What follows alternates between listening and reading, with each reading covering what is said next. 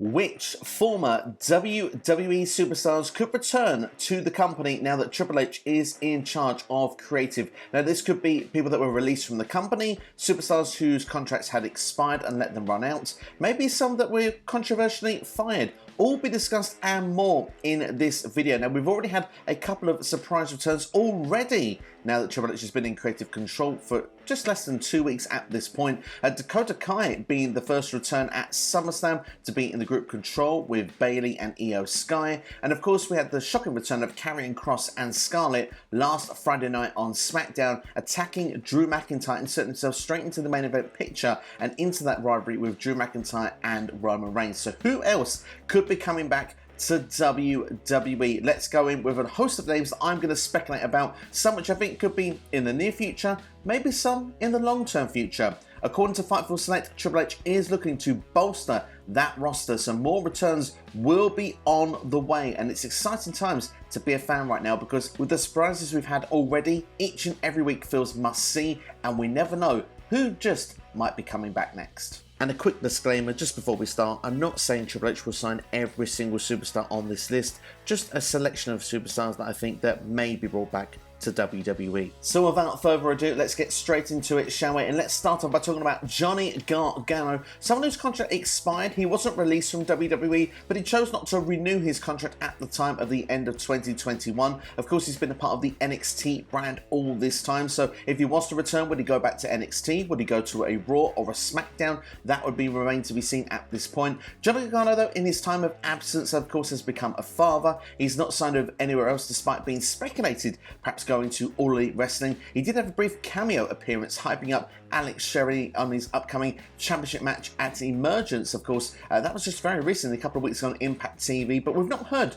much of Johnny Gargano since. But now that Triple H is in control, in charge of creative, for me, if Johnny Gargano is going to go back to professional wrestling, it feels like there's only one destination for me. This is when and not if. And in my personal opinion, if Johnny wants a lighter schedule, I think Trips will give him that. I think Triple H will do what he can to make sure that Johnny Gargano returns to WWE, whether that's to be in NXT, the place where he's always been, or even to go with Ciampa on a Raw or a SmackDown, the main roster, each and every week on our screens. There is so much potential as well. I mentioned Tommaso Ciampa, perhaps we have the reunited DIY tag team. Maybe they actually will feud forever, have a real conclusive finish with Gargano versus Ciampa, or you could even have him reunite the group The Way, because Theory is, of course, on Raw right now, is Mr. Money in the Bank.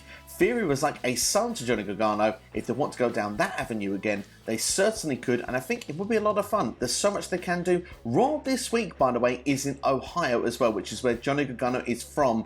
I wouldn't be surprised if he wants to appear on this show, but of course, if not, I think it's when and not if. I think Johnny Gargano will be back in WWE before the end of the year. And speaking of Johnny Wrestling, speaking of The Way, how about Candace LaRue? Candace LaRue, of course, the mother to the child of Johnny Gargano, of course, is away from the ring right now. It may be a little bit longer before she returns to wrestling, but I expect she will come back one day. And again, left the company on very good terms because she wasn't released. Her contract expired and she just left the company for the time being. I think when she returns, she will return with Johnny Wrestling. Again, will it be in NXT? Will it be on a Raw or SmackDown? I mentioned The Way already.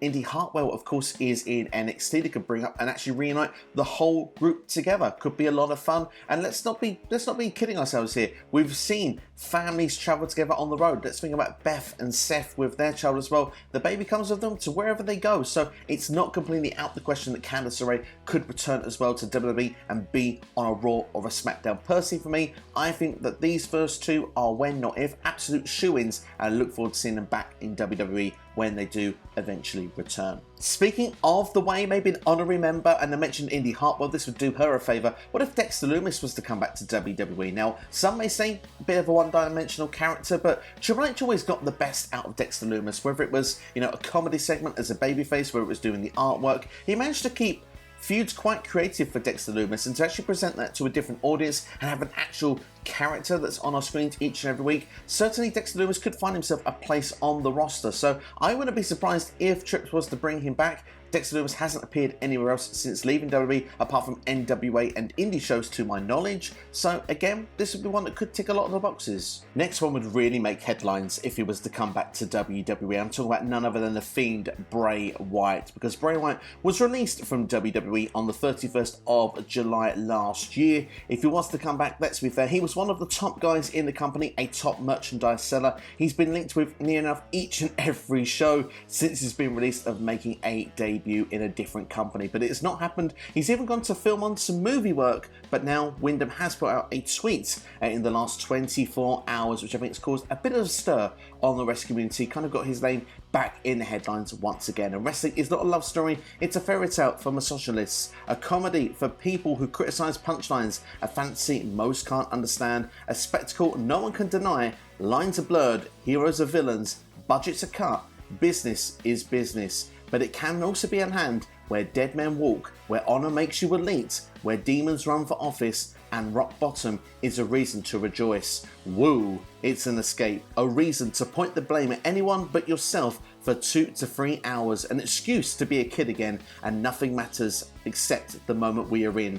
Wrestling is not a love story, it's much more, it's hope, and it's a world surrounded in hate, greed and violence, a world where closure may never come. We all know a place that has hot and cold hope on tap, for better or for worse. So the fact that Bray Wyatt is even talking about wrestling in a tweet there is the latest tease for us that perhaps maybe he will return one day. And for me, if he wants to return anywhere, WWE is the only place that makes sense. If he can get a bit of creative control on his character, maybe tweak the Fiend character, the Eater of Worlds, maybe even do a combined new, darker variation of what Bray Wyatt can be and have that creative freedom, I really think we've got a top star that could be, one of the main attractions on our hands once again. The guy doesn't need to be a champion, in my opinion. He needs to be like The Undertaker was in the 90s, someone that was just there that you'd go to watch and spend your hard-earned money on because that's someone there that was different, someone that stood out amongst the crowd. And with storyline and narrative,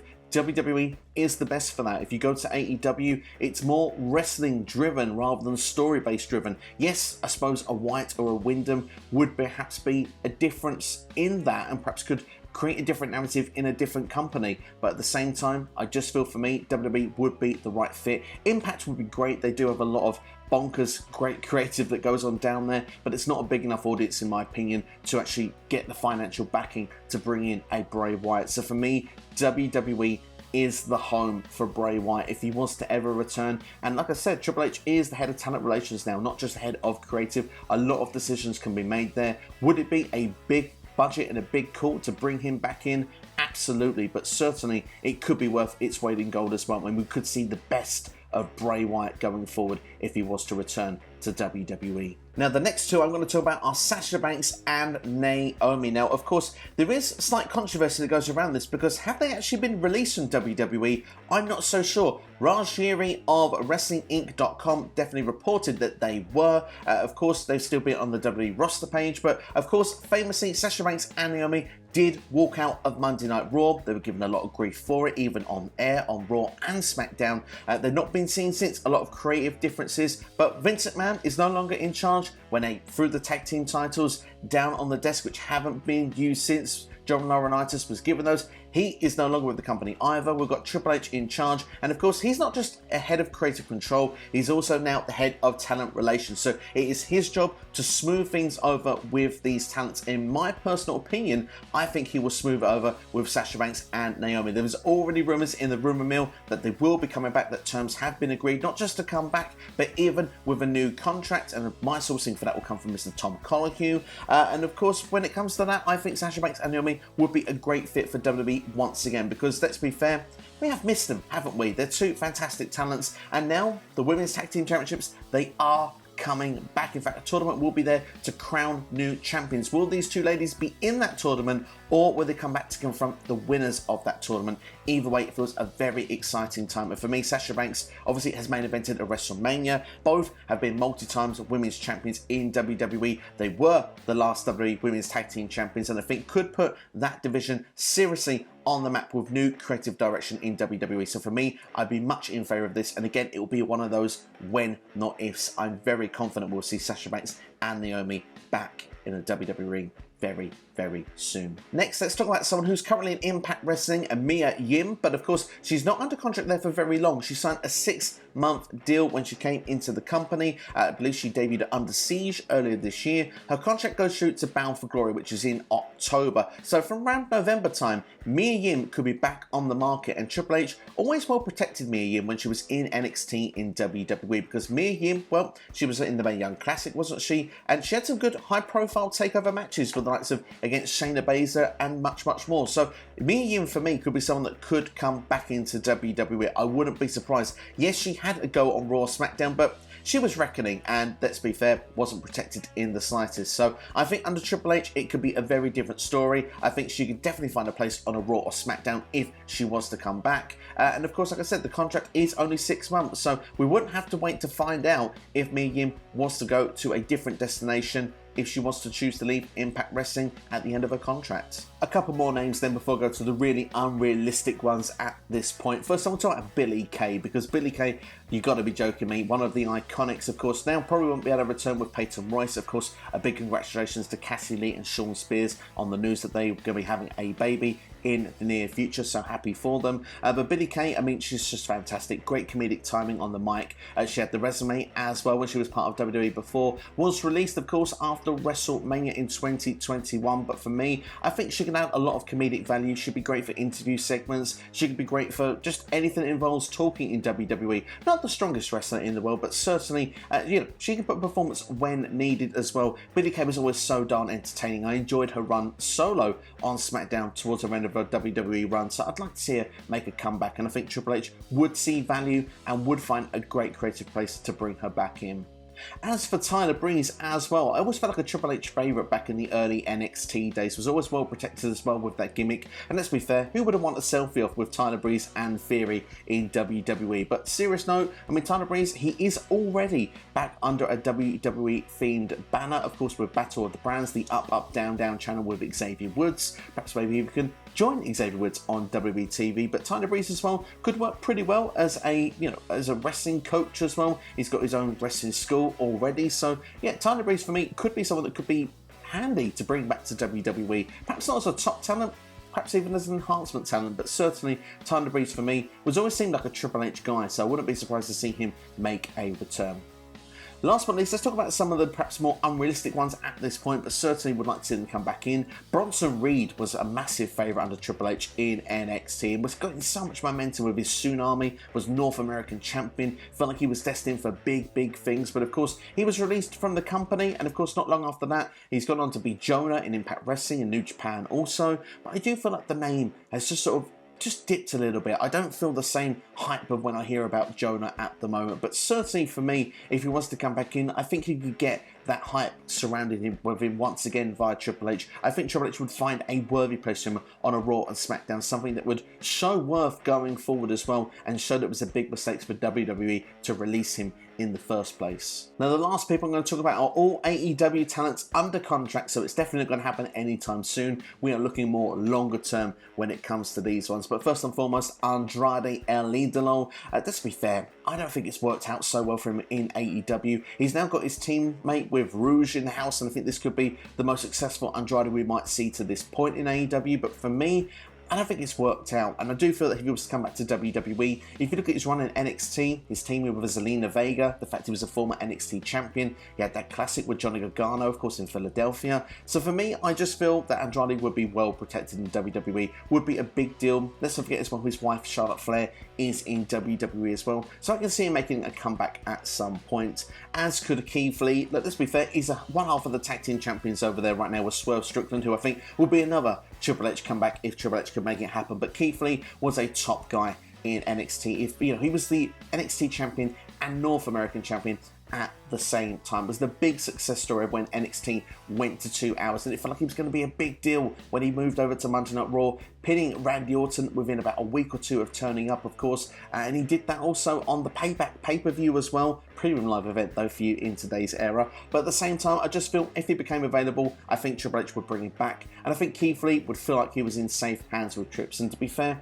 I think he's having an okay time in AEW, but tag team specialist is not what I think when I think of Keith Lee. I think someone that should be at the top of the card, someone who does outrageous stuff in the ring, stuff that a guy his size shouldn't be able to do. That's showcased well enough in AEW, but I think he should be near and around towards the top end of the card. I think if he was to come back to WWE, that would happen. Another one I think would be a great success coming back to WWE under Triple H will be Aleister Black. Look, Malachi Black, the House of Black, has been a lot of fun in AEW, but I do feel that he would do his best work and still has done his best work when he was in NXT. I think under Triple H would be a lot more successful on the main roster. Triple H understood what Aleister Black was as a character, understood how to get him over with the NXT audience. I think he could do the same with Aleister Black with a mainstream audience. So that's my personal opinion of why I think Aleister Black, for me, I think would come back to WWE at some point if Triple H were to get his way. One last name I will talk about, because I could talk about Undisputed Elites and Bryan Danielsons and John Moxleys and people like that, but they're under long-term contracts with AEW right now, so I don't see them coming over in the very near future. Some of the talents I spoke about there, I think should be available